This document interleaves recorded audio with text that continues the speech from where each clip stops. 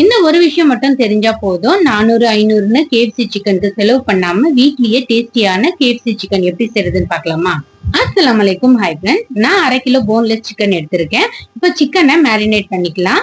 1/2 cup தயிர், இஞ்சி பூண்டு பேஸ்ட் 1 ஸ்பூன், 1 ஸ்பூன் சக்தி மசாலா மிளகாத்தூள், 1 முட்டை உடைச்சு போட்டிருக்கேன். சூடு பண்ணி ஆற வச்ச 1 கப் பால், 1/2 ஸ்பூன் உப்பு, 1/2 ஸ்பூன் பெப்பர், 1 லெமன் பிழிஞ்சிட்டு நல்லா மிக்ஸ் பண்ணிக்கோங்க. இப்ப 4 மணி நேரத்துக்கு மேரினேட் பண்ணி வச்சுக்கலாம். எவ்வளவு நேரம் மேரினேட் ஆகுதோ அவ்வளவு சிக்கன் சாஃப்டா இருக்கும். இப்ப கோட் பண்றதுக்கு மாவு ரெடி பண்ணிக்கலாம்.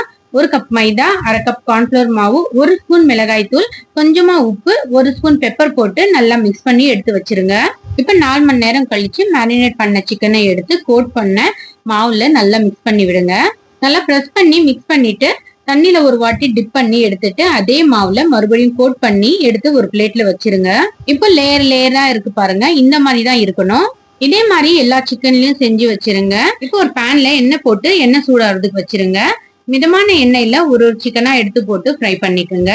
ஒரு சைடு கலர் சேஞ்ச் ஆனதும் திருப்பி போட்டு ஃப்ரை பண்ணிக்கோங்க. சிக்கனும் வெந்துருச்சு, 2 சைடும் நல்லா கோல்டன் ப்ரௌனும் வந்துருச்சு. இப்ப சிக்கனை எடுத்துடலாம்.